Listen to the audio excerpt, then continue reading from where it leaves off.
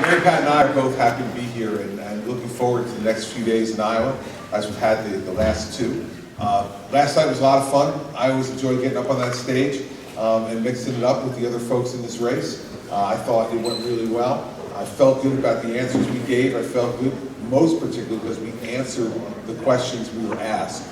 And what drives me the most crazy about those things are, you get up on that stage and people don't like the question, they don't answer. They try to think, and they think that you're really not listening. They think you're at home, maybe you're distracted by the potato chips or by a phone call or something like that, and they don't realize that you listen. The people in Iowa listen. And so now we're down to the last few days here. And this is when most Iowans are making up their minds. And so this core group of people who are here this morning, you're the ones who are going to help us finish the job of persuasion here in Iowa.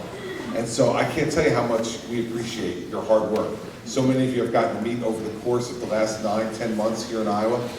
You've been to our events. We're going to do 4 town hall meetings today, all across Iowa. We're going to start in Pella right after we leave here. Go to Pella, do a town hall meeting. We're going to be traveling all over the state. We'll get to every part of the state in the course of the next 4 days between now and the caucuses. And here's the message.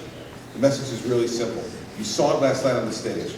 You have some people who like to talk, and you have some people who like to do. And you have some people who are trained to do nothing but talk, and some people whose life experience has been accomplishment, getting things done, being held accountable for what you do.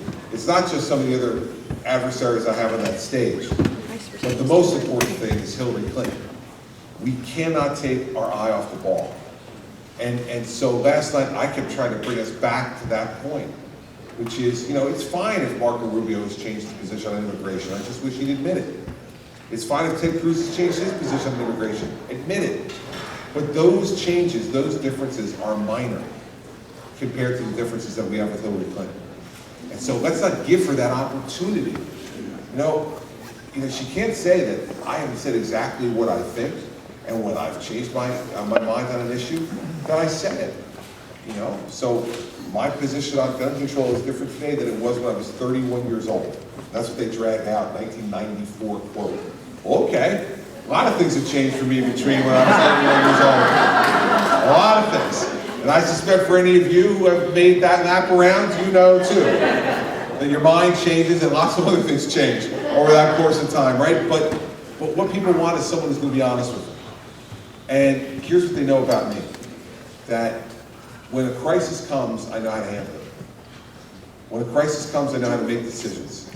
And make decisions that help to save lives. And when you're President of the United States, that's the thing that you can't put on a resume. It's not in a how-to book. You've got to just be able to do it because you've done it, you've been through it.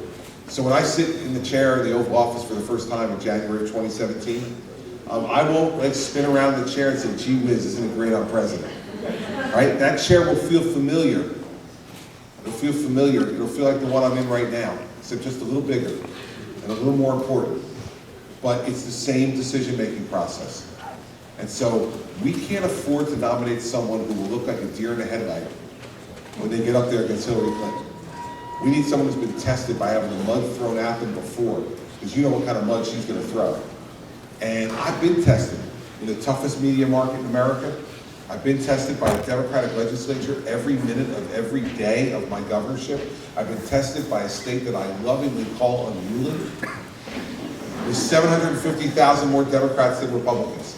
Here's what I'd love you to say. For those of you who are going door to door, you're meeting with friends, you'll be out to dinner, or you'll be out to lunch, or you'll be at watching a game over the weekend with someone, and they ask you, well, why? Why are you supporting Governor Christie?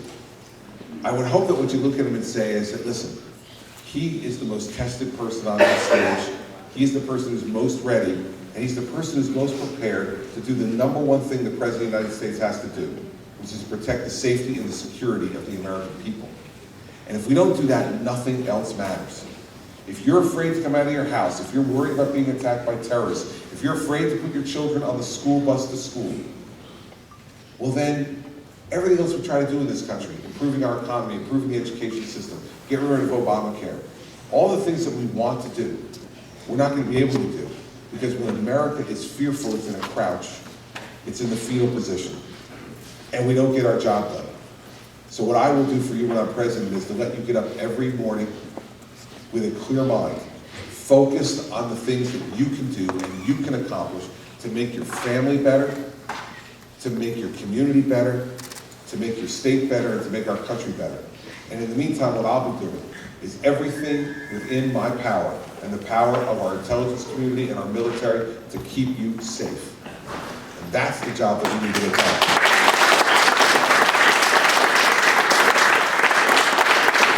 So being here right by our headquarters with our volunteers who have been so helpful during this entire run, believe me, here's going to be the great thing about Monday night.